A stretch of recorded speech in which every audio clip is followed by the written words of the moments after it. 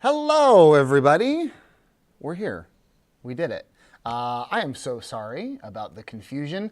Usually I schedule these ahead of time so they're like right there and we can see when they're coming up, but for some reason I didn't with this one. I don't really know what happened. Sorry. Yeah.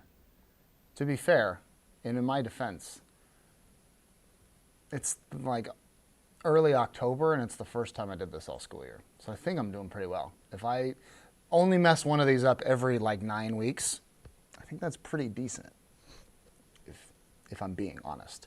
So again, sorry. Next week I will make sure our all of our lessons are there ahead of time. But here we are, and welcome. Thank you to all, looks like right now, 13 of you that were able to figure it out. So I appreciate it. And again, it'll be up for replay right after the video's over. So today, we're talking animal nutrition. We talked plant nutrition with our friend Frankie, who's over there. Hi, Frankie. With our friend Frankie the other day, where plants taking in water and nutrients from the soil and the water, and then also making their own food and photosynthesizing using their the chemicals in their cells, and creating their own food and breaking down the sunlight, the sun's energy, into usable energy for itself, and that being its nutrient system. Today we're going to talk about animal nutrition, and I don't know if you noticed, but we're in a different spot in the classroom, and here's why. We happen to have two very, very charismatic teaching assistants with me today. They're back here. Tilt that down just slightly because you don't want to see my face. My face is boring. These are the exciting peoples. Okay. And we have, for those of you who, whoops, hi. Hi. Okay. There's one. Woof. And there's two. I'm going to take both of you out and just bother the heck out of both of you. Hello. Okay. So here are our test animals today. For those of you who do or have not met these two before, this is Winter and Autumn. Winter's this one. Autumn is this one. And they are leopard geckos. Say hello. Let me get them in the right space here. Let me go to full cam so they look even bigger. There they are. Hello. There's Winter. There's Autumn. They are living organisms. And they are our class pets and animals, and they like nipping at each other. It's very, very cute.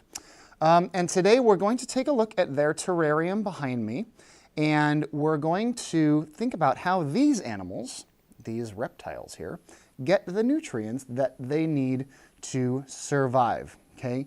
They are not green. They do not have chloroplasts in their cells. They do not make their own food. They are consumers. They've got to get food by consuming other organisms. And if we look here on the word wall down, where is it? Right there. Okay. They're an organism that consumes other organisms for food. Okay. I put the producer, consumer, and decomposer definitions there. And these guys, they're both, woo, big jump. Good job. She's on the keyboard. She's fine. They're both female, Winter and Autumn, and we're going to talk about the kinds of organisms that they eat, and hopefully, if they're willing, they're going to eat some stuff for us. And then we're going to take a look at their habitat, their terrarium, and we can look at the evidence of their nutrient system. Okay, I'm going to put them back here. And we're going to see if they're going to eat something. Okay, there's one, and there's hello. Yes, that's warm, isn't it? Winter was like, this computer is warm because it's on and in use. So I'm going to just lay my belly down. It was very cute, but my keyboard or my camera doesn't bend down that far. Okay, put all of their things back. Okay, so what geckos eat insects. Leopard geckos eat insects and different kind of bugs. And in particular, we're going to try and get them to eat waxworms today. Waxworms, let me find a big one here. they look like this. They're very much, they look a lot like what you think, there they are. They look very much like, you know, Timon and Pumbaa from The Lion King would like these. They're very grubby. They move kind of like inchworms, if you can see. The mirrored camera thing is throwing me off. I'm always moving in the wrong direction here. Okay, but here's our waxworm. And what Winter and Autumn do when they eat them, well, you'll see. I'm going to put a few in their tank and we'll see what happens.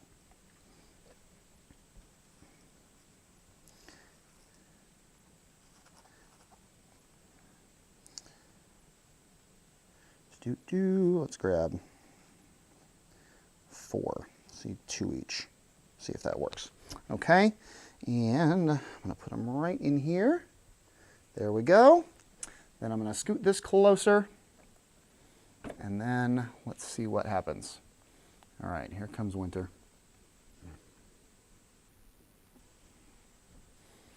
Do you see that there's food? Or are you going to just sit back there like a lump? It's a good thing you're cute. All right, let's see if we can't coax. I know, it's very cozy back there. There you go. Really? There's at least a dozen 5th graders who want to see you snack on a worm, and you're going to be difficult? Oh my gosh. Really? The magic of live streaming. Come on. Let's try Autumn here. Let's see if Autumn will cooperate. Tums, come here. Hi. Excuse me. I know we're jostling you around a lot. Come on. Nope. No, wrong one. There's worms. What are we doing? Really? This is quite rude to our class. Are you kidding me, you two? We're going to have a stern talking to after this live stream is over. This is ridiculous. Well, while we're here, let's take a look at their terrarium. And last year we talked about how different organisms in an ecosystem are, over generations and generations, thousands and millions of years, have evolved certain traits and characteristics that set them up for survival. So the conditions in their ecosystem, organisms are optimized to live in those exact environments. And if you took an organism and put it in a completely different environment, it wouldn't have the skills or the traits needed to survive. So these two are set up for kind of like a rocky desert environment, which is kind of why it looks a little bit dry, it looks a little sandy.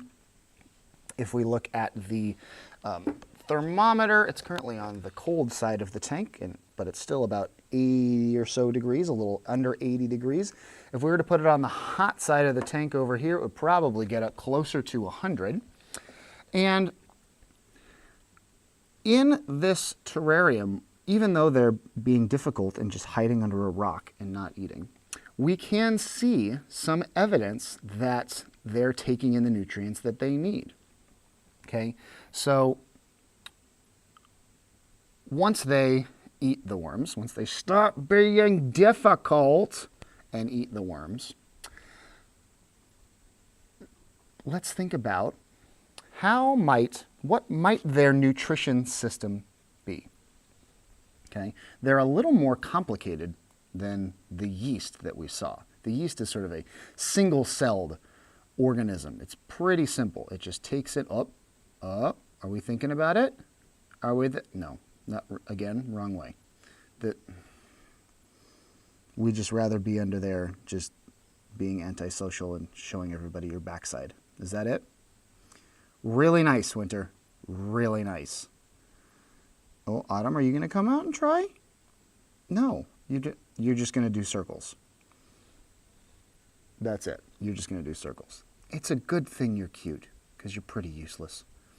I love you so much. Okay, so once they were to consume these worms, and let's think about other lizards we might have seen, other things, other inferences we might be able to make, right? We've seen from just looking at them, they've got what? They've got a mouth. What inference can they make? If an organism has a mouth, what do you think the purpose of that mouth is?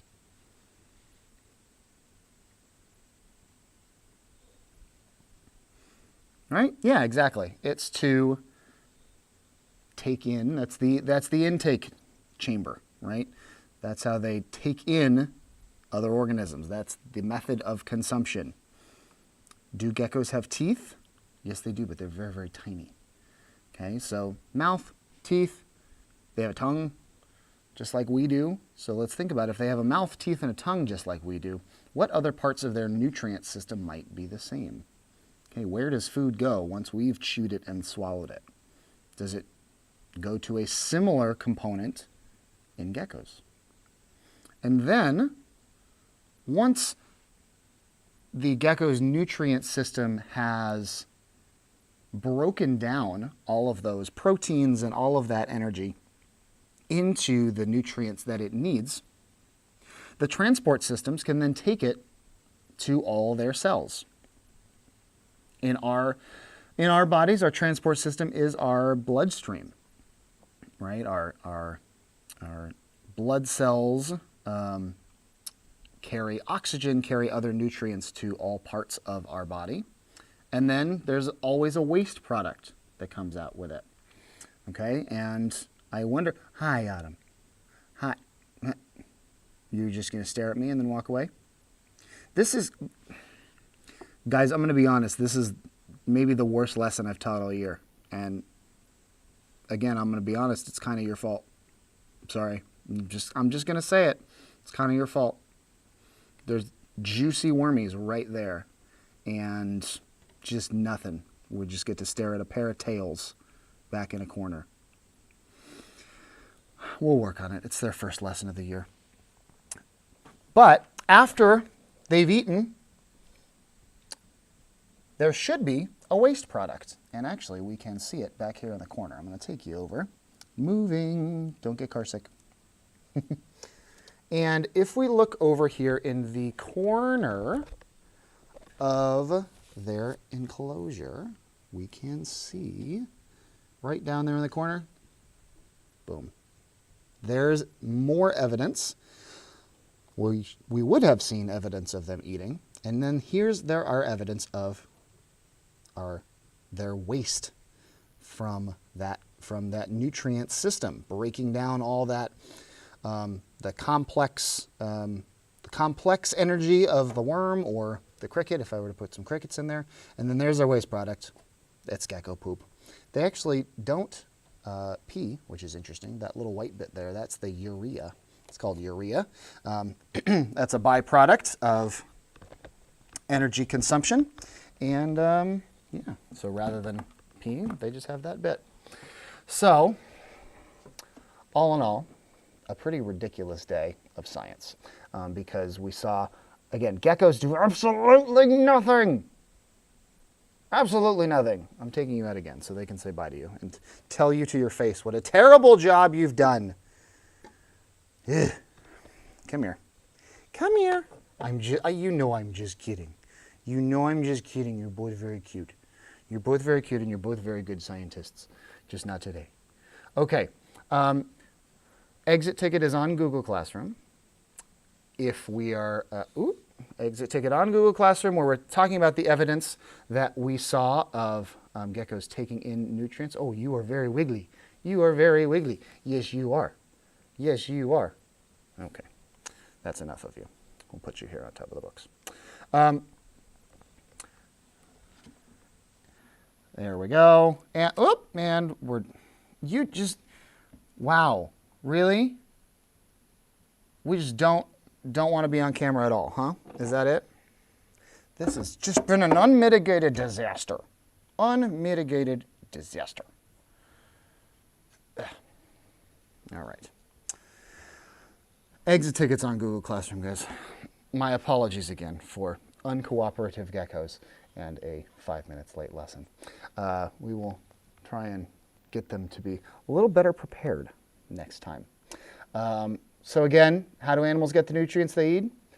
In this case, with geckos or with us or with anything with a mouth, taking it in, your nutrient system breaks all that down into its usable energy, and then our transport system takes it away, and then there's always a waste product. So there's the other piece of evidence. All right, everybody. Exit ticket on Google Classroom. I don't even know what to say about this lesson. It was a big mess. Hopefully we can get it better next time. Talking to you too. Oh, now you want to eat. Oh my gosh. Did you see that? She was in there. She was in there and she ate one and then she ran. Frankly, you're just embarrassing me at this point. Ay, ay, ay. All right, that's enough of this. I'll see you guys later.